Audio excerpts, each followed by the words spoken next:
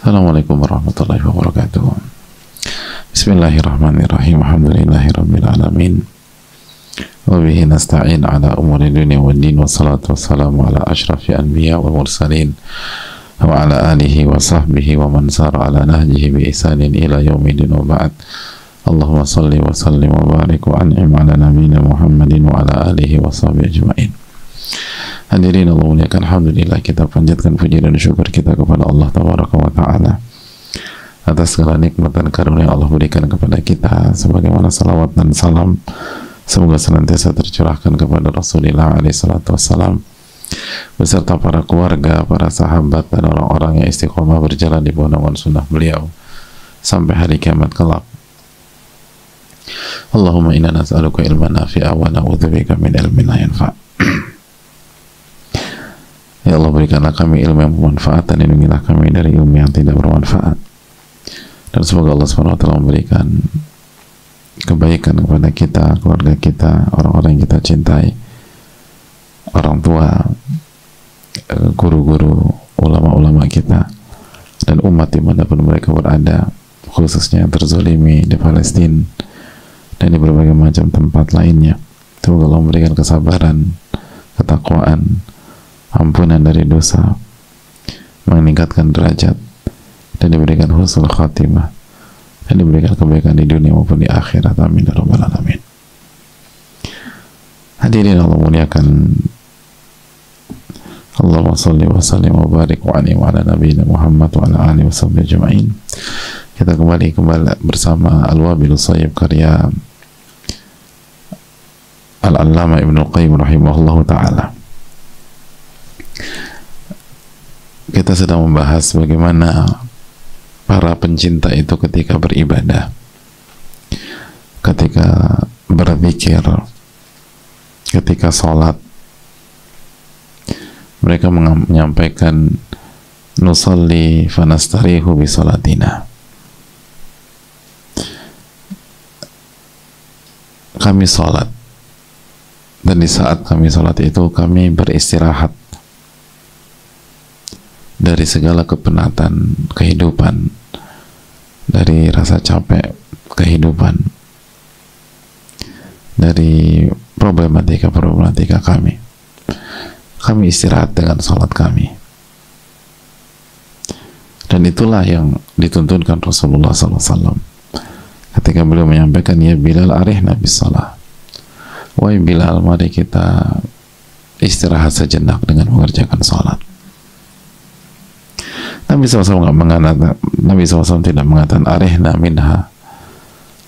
Nabi SAW nggak mengatakan, ya Bilal, mari kita istirahat dari sholat. Tidak. Sholat itu bukan beban. Sholat itu bukan hal yang menyibukkan.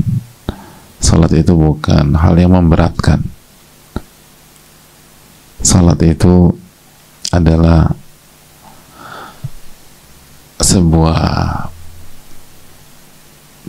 sebuah momen yang nyaman, momen istirahatnya orang beriman dari berbagai macam problematika dunianya,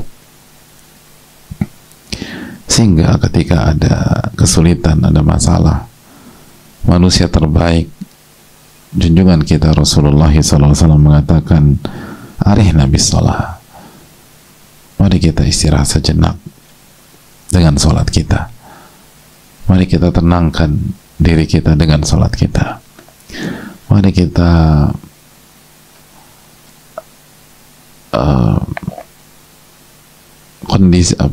pulihkan stamina kita, pulihkan pikiran kita dengan sholat kita. Tapi SAW nggak mengatakan arihna minha. Kapan kita istirahat dari sholat? Sholat itu bukan beban, bukan kesulitan, bukan hal yang menggalaukan dan mengganggu pikiran. Salat adalah sebuah momen di mana seorang hamba kembali kepada Allah, mendekat kepada Rabbul Alamin, dan ketika itu terjadi semua beban itu tertanggalkan, dan semua masalah menjadi ringan. Bagaimana tidak ringan sedangkan kita mulai salat kita dengan ucapan Allahu Akbar. Allah Maha Besar. Ada yang lebih besar dari Allah? Nggak mungkin. Semua kecil, semua rendah, semua kerdil. Dan bukankah itu mencakup masalah-masalah kita? Bukankah itu mencakup beban-beban kita? Semua beban yang kita anggap besar sebelum sholat, maka kita ketika masuk dalam sholat, kita kembali disadarkan tentang hakikatnya. Kita kembali disadarkan tentang wujudnya. Karena kita tahu bersama bahwa dunia mampu memainkan dan membuat ilusi, sehingga sesuatu yang kecil jadi kita terasa sangat besar. Sesuatu yang kecil bisa terlihat sangat besar dan luas. Maka pada saat kita sholat, kita kembali disadarkan kembali tentang hakikat dari ini semua. Makanya Nabi kita SAW menyampaikan dalam hadis riwayat Imam Nasa'i, ju'ilat qurratu aini fi shalah. Allah jadikan penyejuk mataku ada pada salatku. Penyejuk mataku itu ada pada salatku. Maka barang siapa yang penyejuk matanya ada pada salatnya, fa kaifa taqiru ainuhu biduniha wa kaifa yutiqu as-sabr anha. Bagaimana mungkin matanya itu tersejukkan dengan opsi yang lain? Bagaimana mungkin matanya itu sejuk dengan aktivitas yang lain yang jauh dari Allah, yang penuh dengan hingar-bingar dunia? Bahkan bagaimana mungkin mata ini teduh ketika kita berada di tempat maksiat kepada Allah, atau di majelis yang isinya ghibah, fitnah, atau mencela, bermaksiat, dan hal-hal yang tidak diridhoi oleh Allah Tabaraka wa Ta'ala. Fa kaifa taqiru ainuhu biduniha? Bagaimana mungkin mata itu bisa teduh dengan selain sholat, dengan selain zikir, dengan selain taqarrub kepada Allah? Wa kaifa yutiqu as-sabr anha? Lalu bagaimana mungkin seseorang hamba sanggup sabar ketika ia tidak bisa sholat?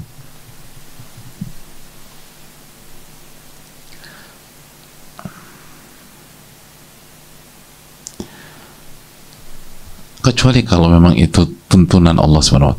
Wanita haid misalnya, dia nggak bisa sholat. Wanita yang sedang nifas, dia belum bisa sholat. Tapi ketika kita tidak ada kendala syar'i, bagaimana mungkin seseorang bisa tenang ketika dia nggak sholat? Bahkan lihat bagaimana bahasanya para ulama. Bukan kok Anda nggak sholat gitu, bukan itu bahasanya, tapi kok Anda bisa sabar tidak sholat gitu. Kok bisa Anda sabar tanpa sholat itu? Kok Anda bisa sabar tidak mengerjakan sholat? Itu gimana caranya? Nggak mungkin. Itu hal yang nggak bisa dipahami oleh orang beriman. Kok ada orang sabar tidak sholat? Bisa sabar jalanan hidup tanpa sholat? Bisa sabar ngadepin masalah tanpa sholat? Kok bisa ada orang kayak begitu? Dan memang gak ada orang demikian. Mana ada orang sabar ketika dia tidak sholat? Mana ada orang bisa punya ketenangan hati tanpa sholat? Mana ada orang bisa menyelesaikan masalah-masalah hidupnya dengan jalan yang Allah ridhoi tanpa sholat? Gak ada orang demikian.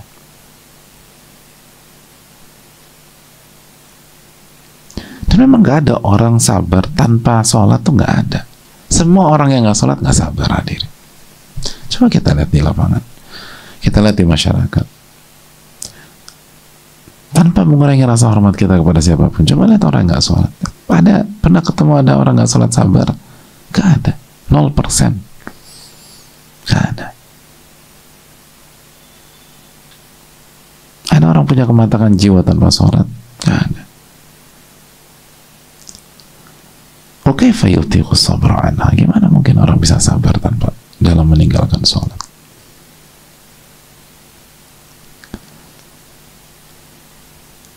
Makanya Nabi SAW tidak,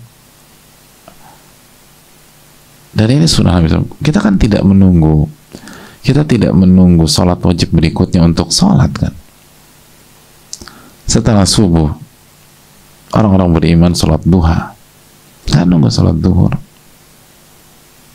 Dan ketika masuk waktu zuhur, orang-orang beriman secara kulturnya atau secara nggak hanya mengerjakan sholat zuhur, mereka mengerjakan qobliyah zuhur. Ketika selesai mengerjakan sholat zuhur, mereka nggak tunggu waktu asar untuk bisa sholat lagi. Mereka kerjakan ba'diyah zuhur. Dan ada banyak orang beriman setelah ba'diyah zuhur, mereka nggak bisa tunggu waktu asar. Mereka kerjakan sholat sunnah mutlak. Salat 2 rakaat salam. Kecuali kalau mereka ada kewajiban, ada kerjaan, ada urusan. Jadi begitu mereka punya kesempatan, mereka akan kerjakan salat sunnah mutlak. Atau mereka berwudu lalu salat sunnah wudu, mereka nggak nunggu waktu asar untuk mengerjakan salat.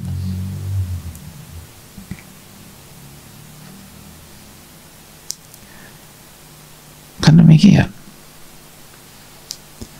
Dan begitu seterusnya, kecuali masuk waktu larangan.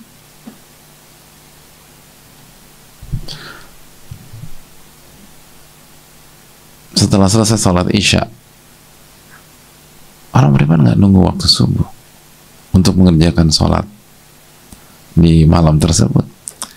Orang beriman sholat ba'diyah isya, lalu setelah selesai ba'diyah isya, orang-orang beriman bisa sholat tahajud, bisa sholat qiyamul lail, bisa witir sebelum tidur. Kalau ada besok mau membuat keputusan, orang beriman bisa sholat istikharah. Ada banyak sholat yang bisa dikerjakan. Oke, fayutiqus sabra anha. Gimana ada orang bisa sabar dari sholat? Itu nggak bisa dicerna oleh orang beriman. Ada orang sabar nggak sholat itu. Bahkan walaupun kita ada uzur syar'i, misalnya ibu-ibu lah ketika haid nggak sholat, rasanya gimana ibu sekalian? Beda rasanya beda.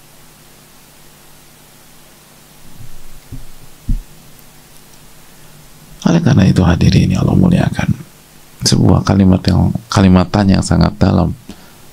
Bagaimana mungkin ada orang sabar dari sholat? Fasalatu hadzal hadir biqalbihi alladhi qurratu 'ainihi fi shalah hiya alladhi tas'ulu wa laha nurun wa burhan. Salat orang yang melibatkan hatinya lah yang akan naik kepada Allah Subhanahu wa taala. Salat orang yang benar-benar menikmati salat, qurratu ainnya itu salat. Itulah salat yang punya cahaya dan petunjuk. Walaha nurun wa burhan. Itulah salat yang punya cahaya. La yustaqbala biha ar-Rahmanu azza wa jalla. Salat itulah yang akan naik dan akan disambut oleh Allah Subhanahu wa taala.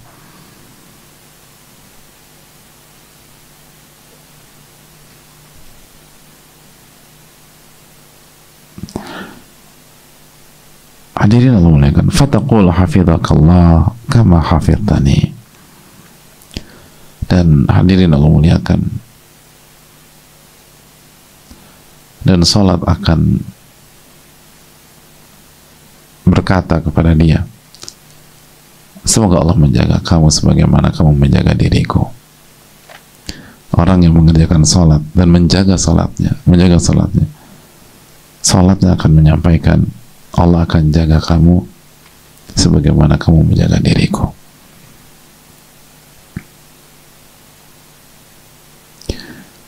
Ihfadillah yahfadka, jagalah hak Allah, insya Allah akan jaga Anda. Wasta'inu bisabri wassalam, minta pertolongan kepada Allah dengan sabar dan dengan salat. Al-Baqarah ayat 45.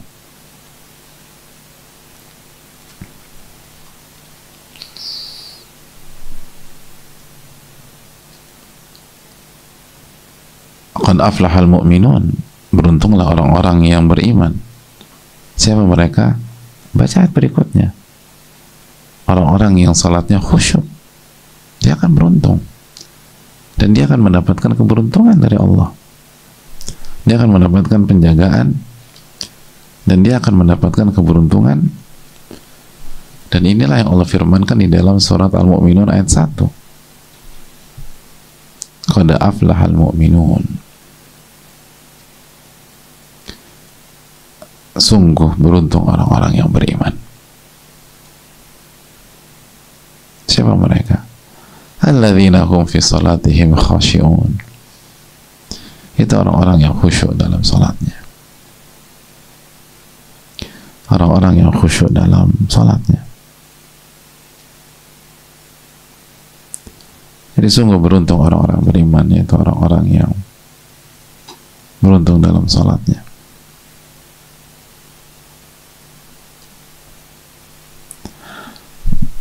Hadirin Allah muliakan dan ibu-ibu sekalian, bahwa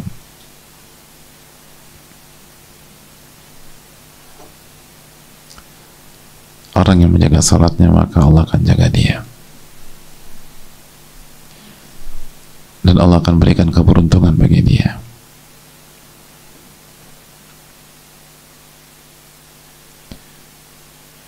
Keberuntungan dalam Islam itu bukan begitu saja. Keberuntungan dalam Islam itu bisa diperjuangkan, bisa diusahakan, dan salah satu upaya adalah sholat dengan khusyuk. Sholat dengan khusyuk, sebagaimana ayat di atas, qad aflahal mu'minun alladzina hum fi salatihim khashi'un.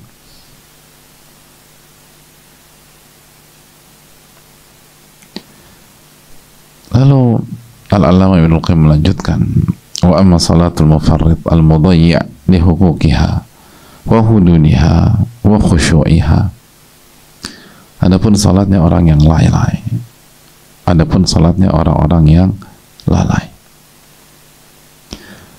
lalai, menunaikan hak-hak salat, lalai menunaikan lalai dalam mengerjakan ketentuan-ketentuan dalam sholat, sunnah-sunnah dalam sholat, menunaikan hak sholat, dan lalai dalam khusyuk dalam sholatnya. Fa innaha tulaffu kama yulaffu thawbul khaliq,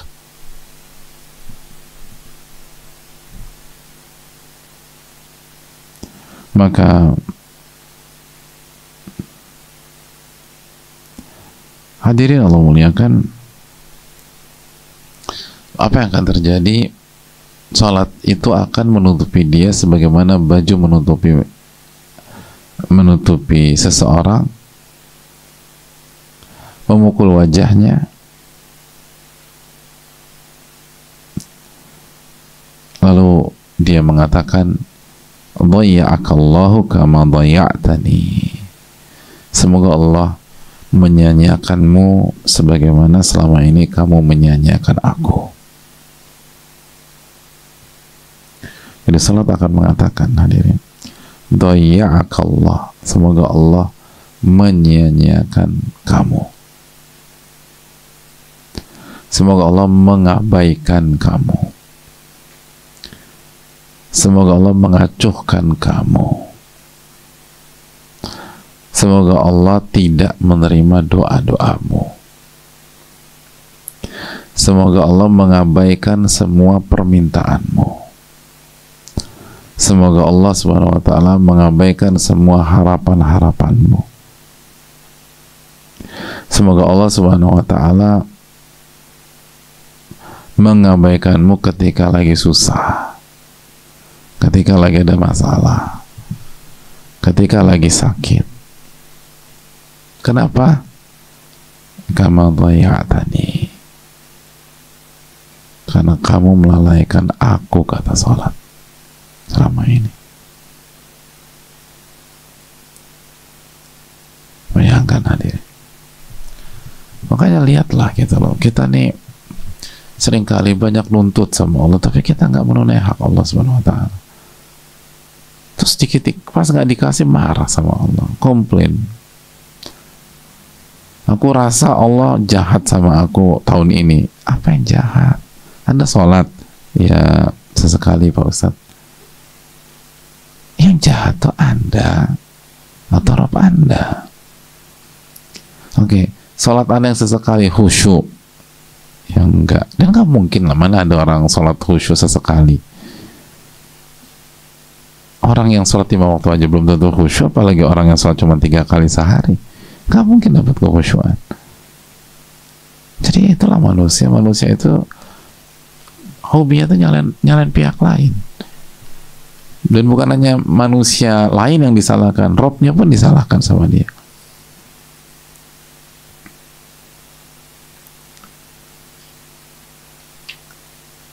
Hati-hati hadirin. Orang yang melalaikan sholat, dia akan dilalaikan. Orang yang melalaikan, dia akan diabaikan, dia akan disingkirkan, dia akan dimarginalkan, dia akan disingkirkan. Dan itu kita lihat.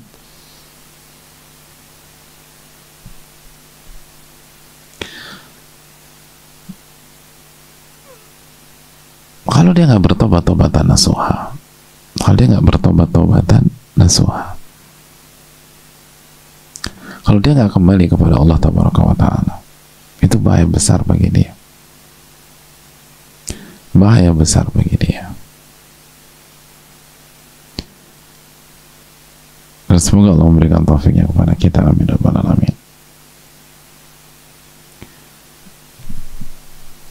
Jadi kalau orang menjaga salat, maka salatnya akan mendoakan hafizakallah kama hafidhani. Semoga Allah hafizakallah, semoga Allah menjaga kamu sebagaimana kamu selama ini menjaga diriku. Dan kalau dia sia-siakan salat dan nggak khusyuk dalam salatnya, justru salat itu akan mendoakan dhayya'akallah, semoga Allah mengabaikan kamu, kama dhayya'tani, sebagaimana selama ini kamu mengabaikan aku. Kita buka sesi tanya jawab. Wassalamualaikum warahmatullahi wabarakatuh.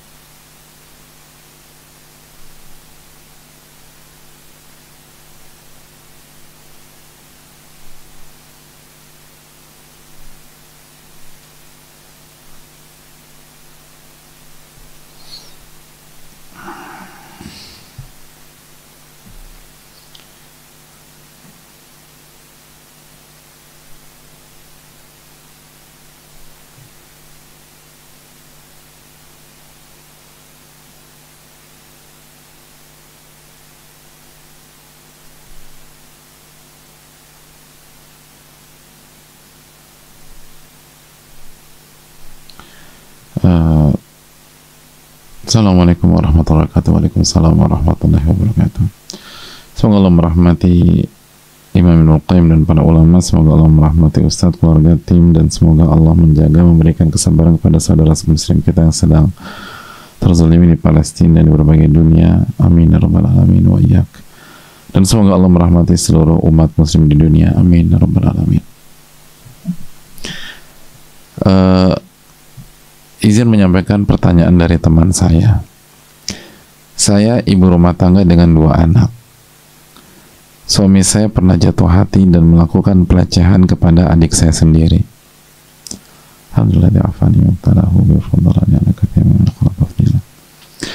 Bermula dari 3 tahun lalu saat adik saya masih SMA. Saat itu usia pernikahan kami baru 5 tahun. Usia pernikahan kami 5 tahun. Berkali-kali suami saya melakukan pelecehan tersebut saat kami bersilaturahmi ke rumah orang tua saya, tapi saya tidak mengetahuinya. Qadarullah sebulan lalu orang terdekat adik saya lah yang memberitahukan kepada kejadian 3 tahun yang lalu, dan bertepatan hari itu juga adik saya kembali mengalami pelecehan paling parah, namun tidak sampai berhubungan badan. Dan saya sudah konfirmasi ke adik saya. Adik saya selama ini tidak cerita ke saya karena takut rumah tangga saya hancur. Adik saya hanya memendam dan menghindar, tidak merespon WA atau telepon suami saya yang kadang WA tidak wajar. Suami saya pun sudah saya konfirmasi, dan benar dia mengakui, tapi hanya di bagian kejadian yang sebulan lalu dengan yang 1,5 tahun yang lalu. Yang 3 tahun lalu yang berkali-kali itu dia tidak mengakui. Setelah saya mengingat, pernah suami saya tiba-tiba temperamen.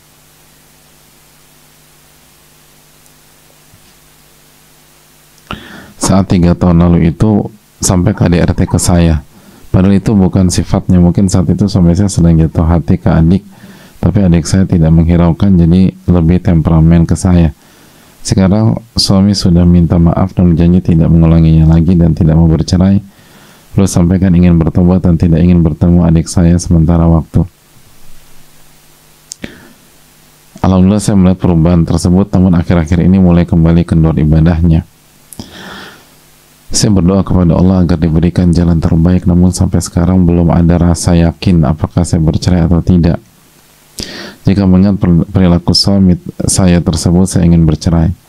Namun saya memikirkan anak-anak saya yang masih kecil, dengan kondisi saya yang masih mengontrak rumah, dan saya tidak ingin membebani orang tua saya. Saya memberanikan bercerita kepada satu teman saya untuk mencari solusi, karena saya bingung sekali dan teman saya menyarankan untuk bertanya kepada Ustadz. Mohon nasihat dari Ustadz, bagaimana baiknya saya menyikapi suami saya setelah kejadian ini, dan apakah saya harus bercerai atau tetap bertahan? Semoga Allah berikan taufik kepada Ustadz untuk dapat pertanyaan. Jazakallah khair Ustadz, barakallahu fikum. Fikum barakallah. Alhamdulillah di'afana. Yang pertama, semoga Allah memberikan pertolongan kepada penanya. Ini salah satu ujian berat sekali bagi wanita.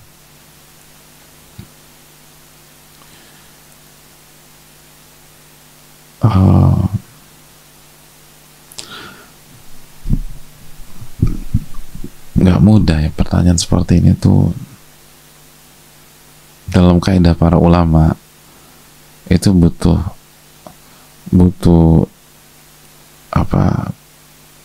forum khusus, bukan forum tanya jawab, untuk mendapatkan jawaban yang utuh. Dan belum tentu juga dapat jawaban yang utuh, karena masalahnya masalah pelik. Tapi yang pertama yang mungkin bisa kita bahas pada kesempatan kali ini, inilah lagi-lagi bukti benarnya konsep Allah dan Rasulnya Sallallahu Alaihi Wasallam. Ketika Nabi SAW bertanya, ya Rasulullah, wahai Rasulullah, afara'aital hamwa, ya Rasulullah, bagaimana menurut engkau tentang ipar? Qala alhamul maut. Ipar itu kematian. Ipar itu kematian.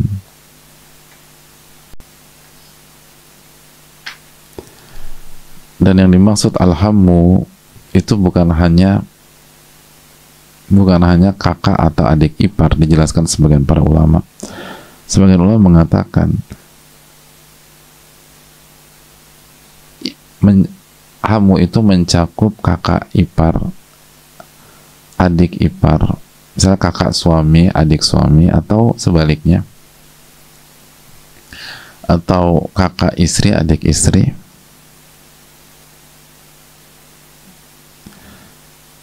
dan keluarga pasangan kita.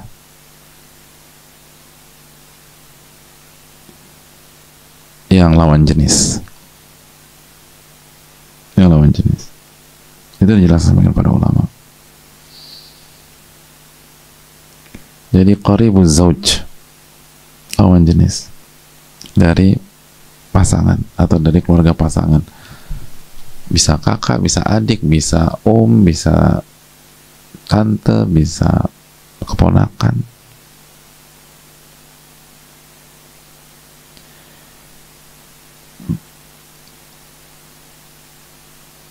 Apa maksudnya?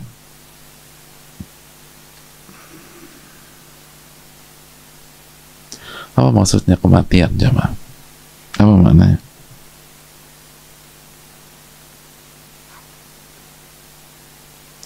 Siapa tahu? Ada lebih dari satu makna. Di antara maknanya,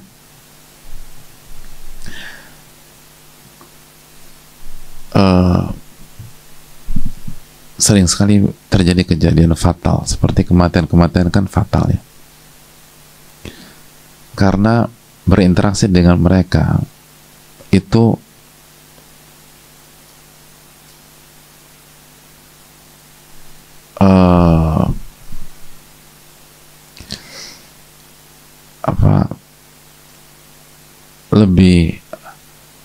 lebih dianggap remeh dibanding bergaul dengan orang luar. Padahal baik orang luar maupun ipar sama-sama bukan mahram. Nggak ada bedanya sebenarnya. Sama-sama bukan mahram. Kakak dan kakak laki-laki, adik laki-laki sampai kita bukan mahram kita. Gitu. Kakak perempuan dan adik perempuan istri kita bukan mahram kita.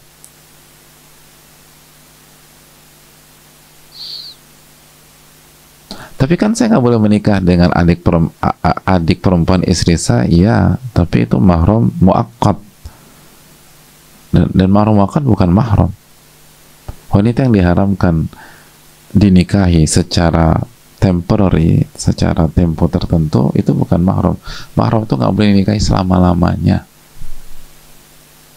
Itu kaidah dalam ilmu fikih. Jadi secara hukum sebenarnya sama antara kakak ipar, adik ipar, om tante dengan orang di luar gitu. Secara hukum ya. Hukum masalah kehormatan, masalah aurat, masalah gitu. Betul kalau bahasa kita itu bagian dari keluarga besar, tapi kan keluarga besar belum tentu semuanya mahram. Kayak kita dengan sepupu, mahram atau bukan? Bukan. Itu keluarga besar. Jadi bukan berarti kita mengajak orang untuk kaku atau nggak beradab di keluarga besar, apalagi keluarga besar pasangan, bukan. Tapi itu tadi, berinteraksi dengan mereka, kata para ulama, seringkali suasana lengahnya lebih besar, kewaspadaannya lebih kecil. Kewaspadaannya lebih kecil, lebih rendah dibanding bergaul dengan pihak lain. Padahal sama aja dari sisi itu ya, kita nggak bicara semua sisi. Dari sisi itu akhirnya banyak kejadian fatal. Contohnya ini, itu masalahnya.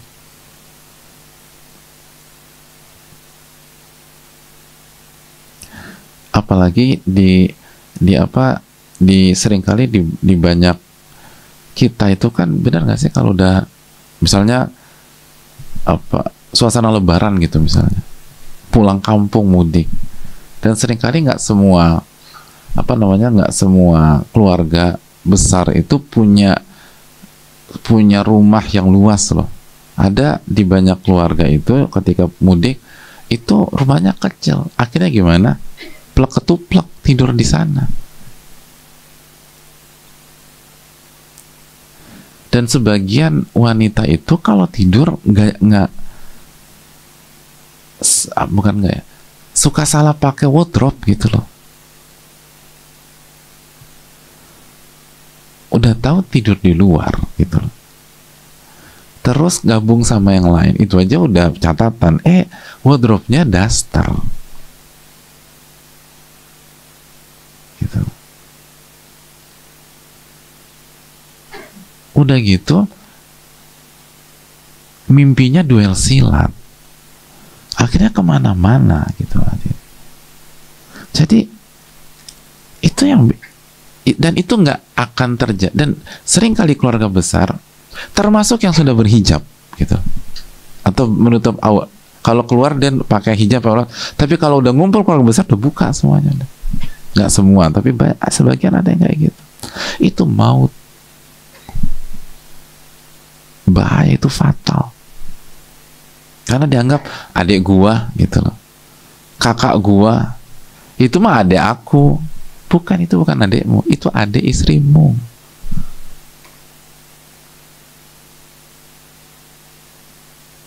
Jadi kewaspadaan terhadap aurat, kewaspadaan terhadap komunikasi, kewaspadaan terhadap interaksi lebih longgar daripada ketika berhadapan dengan pihak lain di luar. Itu yang bisa menyebabkan al-maut gitu. Artinya kejadian fatal gitu hadirin. Dan sebagian ketika dikasih tahu tetap bersikap enggak, ini udah keluarga, ini kan keluarga, ya udah kejadian kan. Dan kasus banyak, dan yang keangkat ke permukaan sebagaimana teori fenomena gunung es. Ini yang kita dengar begini, ini fenomena gunung es, kasus yang nggak terceritakan lebih banyak lagi. Kasus di mana adik kita nggak lapor ke kita lebih banyak lagi. Ini adanya lapor. Sebenarnya adanya nggak lapor. Ini sebenarnya bukan adanya lapor kan, ada anggota keluarga yang lapor. Dan begitulah kultur orang kita tuh, orang tua kita tuh baik banget gitu. Jadi kalau kayak gitu tuh nggak lapor, udah diem, khawatir rumah tangganya hancur.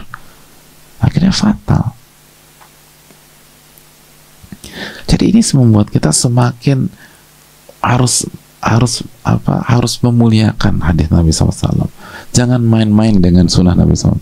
Kalau Allah dan Rasulnya SAW sudah mengatakan A ya A, B ya B, suruh waspada ya waspada. Itu salah satu mana. Di antara mana yang lain, bahwa yang dimaksud alhamu maut, dijelaskan para ulama, saya bacakan ya, kata anna dukhula aqaribi zawj 'ala al-mar'ati kal maut li'annahu yuaddi ila mauti dini fil qulub.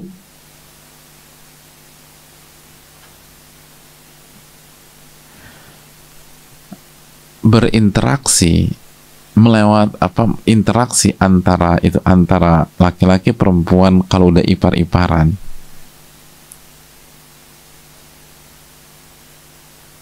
itu seringkali menyebabkan matinya agama di dalam hati seseorang. Itu maksudnya. Jadi maut di sini bukan tewas nyawa, tapi matinya agama dalam hati seseorang. Artinya maksudnya apa? Wadzalika li'anna dukhulahu akhtar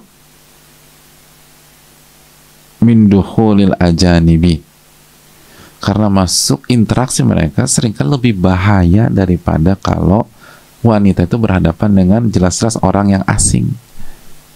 Itu tadi, pertahanannya lebih lengah gitu lah. Pertahanannya lebih terbuka. Nah, itu bisa mematikan agama.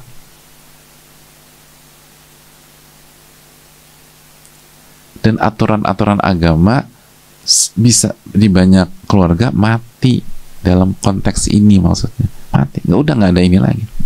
Itu kan aurat udah nggak dipikirkan, terus apa namanya, sentuh-sentuhan biasa gitu loh.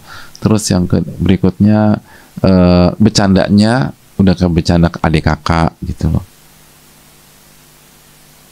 Padahal ini aja nih, artinya ini orang luar dari segi kemahroman, aurat dan seterusnya. Itu tadi ada banyak itu tadi. Kalau keluar pakai hijabnya rapi, begitu begitu keluarga suami atau keluarga suami datang, buka aja udah. Kenapa? Kakak. Terus berdua-duaan gitu loh. Lebih simpel. Dan sebagian udah kayak adik kakak beneran. Dalam arti gimana ya? Dan ngerasa nggak sih di sebagian pihak itu aurat adik kakak tuh kebablasan gitu. Nah, yang kebablasan ini diterapkan lagi sama ipar gitu. Bisa dipahami maksudnya?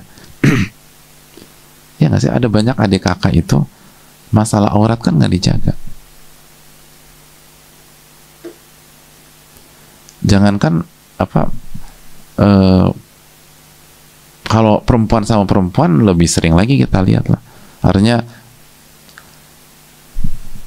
coba saya tanya sama ibu di banyak tempat ya, kakak adik perempuannya perempuan yang mandi bareng satu kamar mandi banyak apa enggak?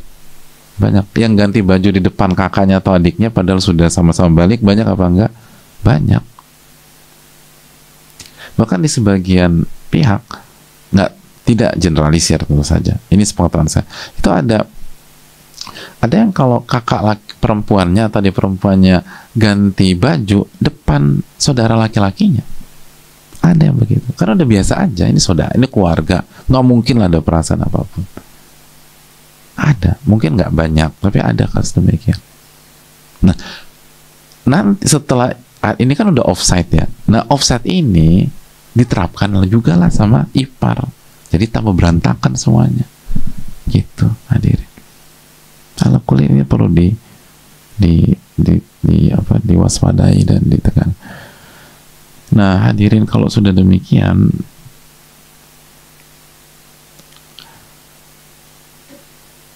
Allah Ta'ala bisawab, untuk dapat kesimpulan yang utuh, coba komunikasikan dengan ahli ilmu atau guru yang bisa kita temui, dan untuk bicara secara utuh kasus ini, lalu bagaimana perkembangan suami, bagaimana perkembangan beliau dan seterusnya. Dan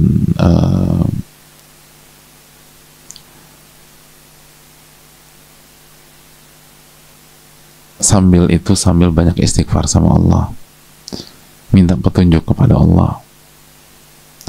Mari tobat-tobatan nasuha, ajak suami juga tobat, istikharahkan, alangkah ke depan, jujur sama Allah. Intas duki la yastuka, jika Anda jujur kepada Allah, Allah akan wujudkan cita-cita Anda.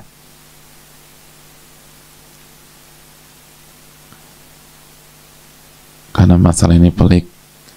Masalahnya bukan sebatas melakukan hal yang haram, tapi ke adik kita sendiri. Dan coba kita, kalau benar-benar kita jujur sama Allah dan minta petunjuk sambil bersimpuh, sambil menangis, dan semua pihak taubat, khususnya suami, maka Allah akan kasih jawaban dari arah yang kita tidak duga-duga deh. Mungkin itu yang bisa saya sampaikan. Allah Ta'ala bisa, karena masalah-masalah pelik. Allah Ta'ala alam.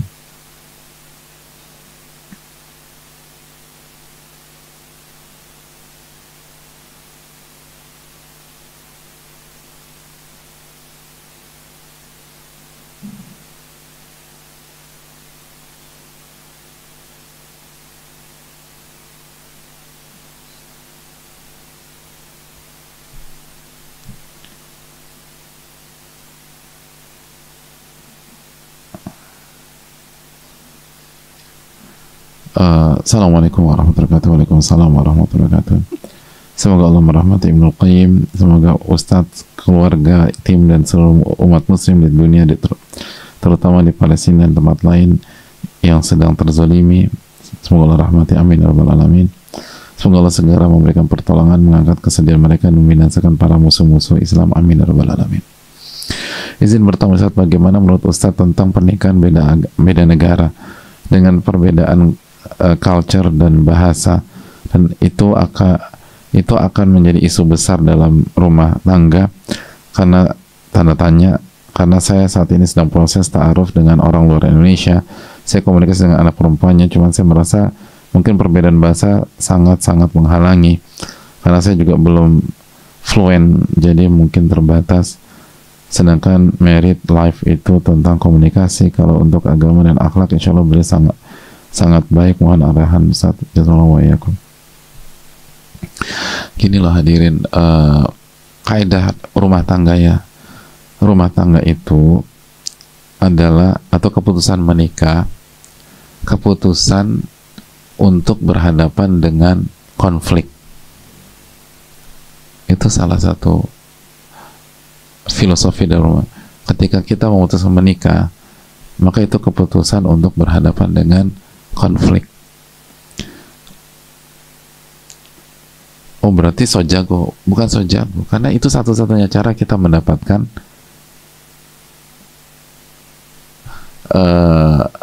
ibadah-ibadah yang hanya bisa didapatkan dalam pernikahan. Maka kenapa dikatakan keputusan menghadapi konflik? Karena seluruh potensi konflik yang induk itu ada dalam pernikahan. Coba baca ilmu sosial, gitu, riset-riset yang saintifik tentang masalah konflik, apa aja sih potensi konflik, potensinya ya, itu secara umum ada di pernikahan, gitu.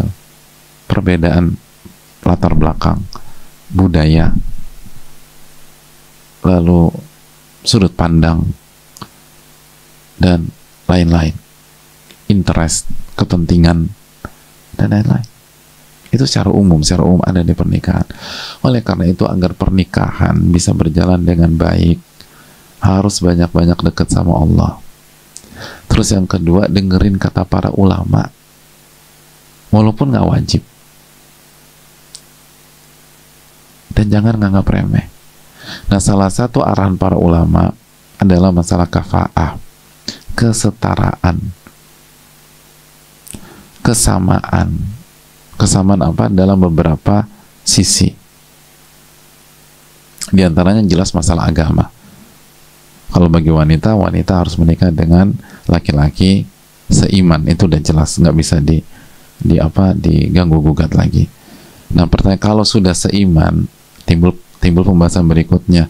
Ulama mengarahkan, bukan mensyaratkan ya, tapi menyarankan, pilih laki-laki yang minimum kualitas agamanya setara dengan kita. Syukur-syukur kalau lebih. Untuk apa? Ini fungsinya untuk menekan konflik. Salah satunya fungsinya untuk menekan konflik. Terus ulama menyarankan agar status kedudukan keluarga tidak jomplang, gitu. Jadi status sosial keluarga itu tidak gapnya tidak besar. Syarat bukan syarat, boleh dilanggar, boleh, karena bukan wajib. Terus kenapa ulama bilang gitu? Lagi-lagi hadirin, untuk menekan konflik. Karena walaupun boleh, semakin berbeda, semakin jauh perbedaan antara dua keluarga, itu potensi konflik semakin besar. Yang pengalaman ngerti benar masalah ini. Dan semakin status keluarga atau kondisi sosial keluarga hampir sama, potensi konflik semakin tertutup atau kecil di sisi ini. Terus yang lain juga pendidikan, kalau bisa gapnya tidak jomplang, tidak jauh. Kekayaan dan lain sebagainya. budaya. Makanya sebagian ulama mengatakan hendaknya orang Arab tidak menikah kecuali dengan orang Arab. Kalimat ini bukan syarat, ini anjuran, dan disalahpahami sebagian pihak. Katanya itu berarti fanatisme. Bukan. Mereka tuh bukan lihat dari sisi itu, mereka lihat dari segi kultur. Sama kayak arahan Indonesia kalau bisa nikah sama Indonesia, bukan berarti mengharamkan nikah sama orang Arab, orang Eropa atau Amerika, enggak. Cuman menekan konflik aja. Tapi teman saya bisa berasa, alhamdulillah kalau berasa, kan bukan syarat. Tetapi semakin potensi konflik ditekan, semakin besar peluang keberhasilan. Semakin banyak potensi konflik, semakin rentan gagal. Tapi masih bisa berhasil, bisa, tergantung orangnya. Tapi peluang gagal tuh besar, gitu aja. Dan nggak semua orang sanggup. Alhamdulillah kalau ada yang bisa. Dan kita justru respect banget gitu loh. Sangat angkat peci. Angkat peci kita ini, gitu loh. Tapi secara in general, kata para ulama, sulit secara umum orang bisa seperti itu. Jadi hati-hati. Jadi gimana? Saya mundur Pak Ustadz? Belum tentu. Jadikan ini sebagai bahan pertimbangan dan meningkatkan kewaspadaan. Di antara dalil apa? Dalilnya adalah pernikahannya siapa?